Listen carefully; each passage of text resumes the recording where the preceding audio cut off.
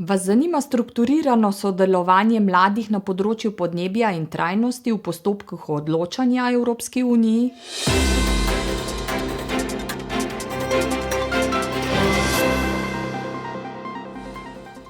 Dobrodošli v stoječih evropskih novicah. Evropski ekonomski-socialni odbor je v svojem mnenju v preteklem letu podal sklepe in priporočila, v katerem opredeljuje strukturirano sodelovanje mladih na področju podnebja in trajnosti v postopku odločanja Evropske unije. Medgeneracijski vidik podnebnih politik in politik trajnostnega razvoja ter mehanizmov izvajanja se mora odražati v odločnem, poglobljenem aranžmaju mladih v vseh fazah postopkov odločanja Evropske unije, od oblikovanja zakonodajnih predlogov in pobud do izvajanja, spremljanja in nadaljnjega ukrepanja. Za izvajanje ciljev trajnostnega razvoja v okviru Evropskega zelenega dogovora je potreben nov pristop k bolj participativnemu modelu upravljanja številnimi deležniki, pri katerem bi bil v središču aranžmaja mladih in ki ne bi bil omejen zgolj na priložnostna srečanja ter vabila k posvetovanju. Evropski ekonomski-socialni odbor predlaga, da bi v sodelovanju z Evropsko komisijo in z Evropskim parlamentom organiziral okrogle mize, na katerih bi mladi razpravljali o podnebju in trajnostih. Predlaga tudi vključitev enega delegata mladih v uradno delegacijo Evropske unije na zasedanjih konference pogodbenic okvirne konvencije Združenih narodov o spremembi podnebja. Poleg tega predlaga, da se en mandat mladih kot dodaten član vključi tudi v delegacijo ESO-ja, ki ima na teh zasedanjih status opazovalca.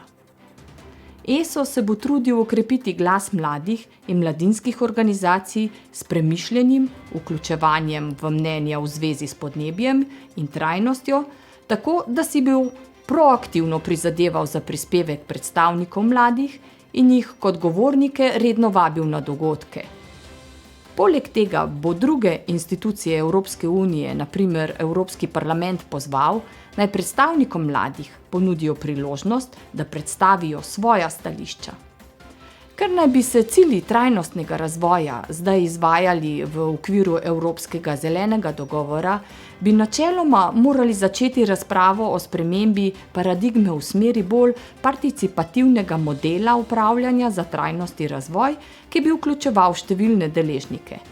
Mladi bi morali biti vključeni v ta nov model upravljanja in imeti možnost strukturiranega in formalnega sodelovanja v postopkih odločanja na ravni Evropske unije, ki bi preseglo zgolj posvetovanja in priložnostna srečanja. Mladinske organizacije imajo pri tem pomembno vlogo, saj prek svojih širokih mrež zastopajo interese milijonih mladih v Evropi in po svetu.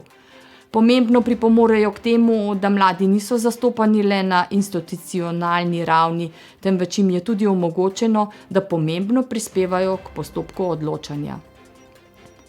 Delo mladih in neformalno učenje pozitivno vplivata na trajnostni razvoj, saj je njun namen izoblikovati sposobne mlade posameznike, ki bodo aktivno prispevali k naši družbi. Mladinske organizacije lahko tudi pomagajo okrepiti glas mladih, da bi skupaj spodbudili trajnostni razvoj na lokalni, nacionalni, regionalni in na svetovni ravni ter zagotovili, da bodo vlade in institucije prevzele odgovornost za svoje zaveze. S kakovostnimi mehanizmi sodelovanja in zastopanja mladih se ustvarja priložnost za partnerstvo med oblikovalci politik, mladimi in mladinskimi organizacijami za oblikovanje odločitev, ki vplivajo na življenje mladih.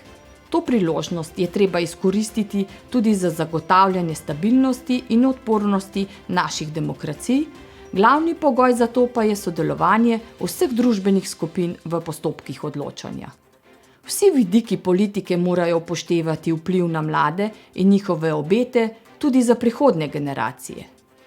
Ne zanima me preteklost, zanima me prihodnost, ker je to kraj, kjer bom preživela preostanek svojega življenja.